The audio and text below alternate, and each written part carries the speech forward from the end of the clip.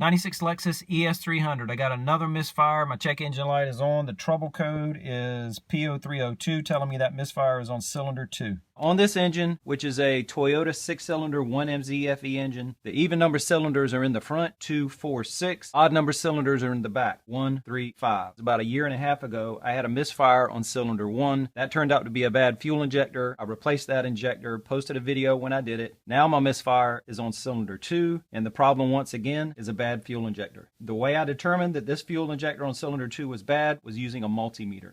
We'll test this again. I'll show you how I did it. And we'll also test the injectors on cylinders 4 and 6 so we can compare the three. I have the wiring harnesses removed for all three fuel injectors.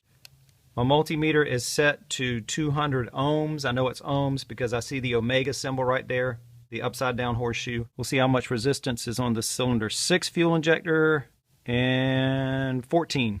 Cylinder 4 has 14.2, and now cylinder 2, the bad fuel injector, and we got nothing. It's absolutely dead. That's the cause for the misfire. This is the brand new fuel injector, the replacement fuel injector, and the resistance on this, 14.2. So this should be fine. To get that fuel injector out, I'm going to have to take off this front fuel rail. First thing I have to do is take off this bracket that sits on top of the fuel rail. And also this wiring harness that leads to the ignition coils, that has to come off. Two 10mm nuts on the back of this bracket. These two studs have to back out, and to get those out, I need a number 6 E-socket because the top of these is star-shaped.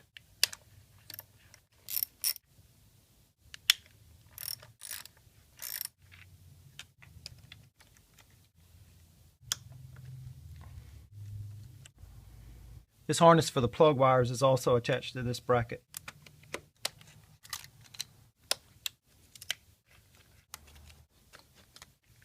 I can get this wiring harness out of the way. Let's see, vacuum line right here has got to come off.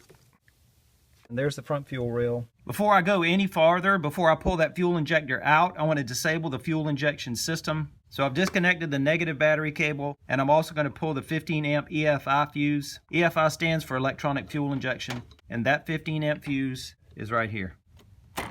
Probably overkill doing both, but better safe than sorry. There are two 10mm bolts that hold down the front fuel rail, but before I take those off, I want to disconnect a 14mm banjo bolt right here on the end. That holds on this metal fuel line that goes from the front fuel rail to the rear fuel rail.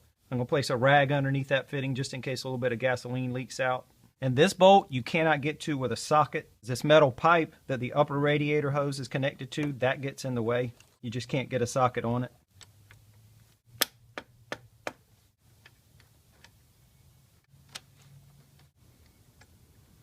We're disconnected on this side. On the other side, there's a rubber hose that connects the front fuel rail to the rear, so that's got to come off also.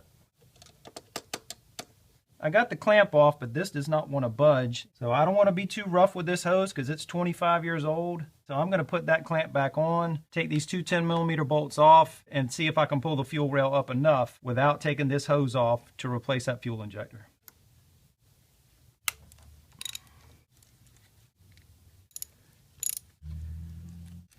So now the fuel rail should be loose. The only thing connecting it is that rubber hose. I should be able to pull straight up and pull those injectors out.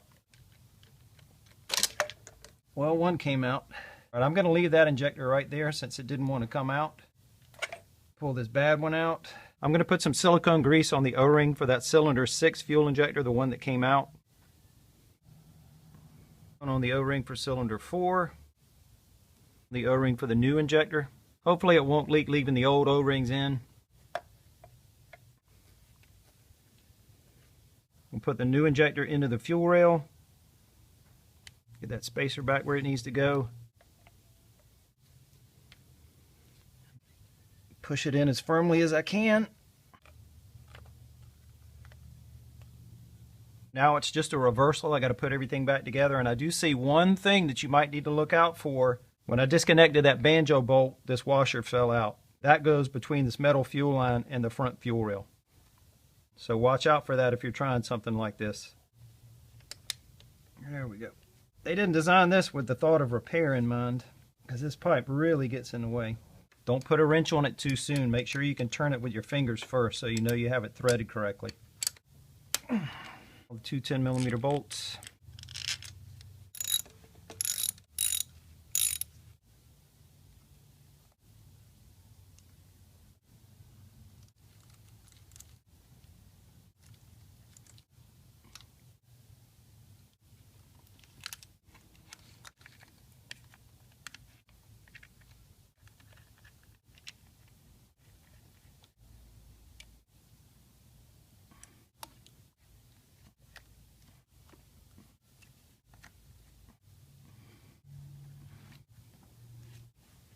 Everything's back together, and every one of those wiring harnesses that you just saw me reconnect, 1, 2, 3, 4, 5, 6, 7, 8, 9, 10, the plastic tab, the release tab on every one of those is broken.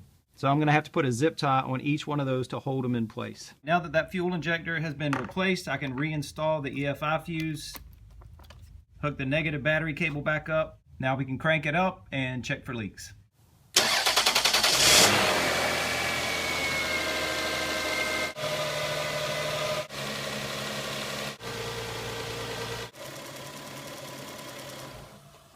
All right, I let her idle for about 15 minutes. The banjo bolt is dry, cylinder 2 is dry, cylinder 4 is dry, cylinder 6 is dry, and the misfire is gone. I'm putting zip ties on those wiring harnesses, holding them in tight because of the broken clips.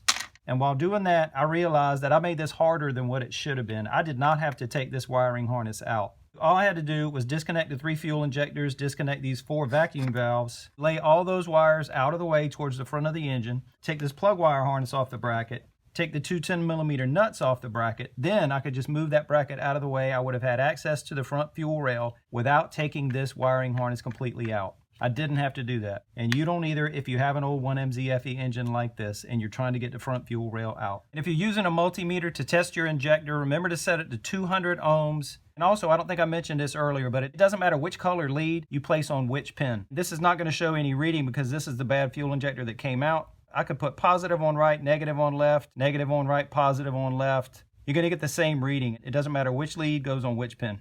And if you need a fuel injector for your old Toyota 1MZ FE engine, look down below in the description. I'll put a link to the one that I bought. I bought it through Walmart.com. It was about $17.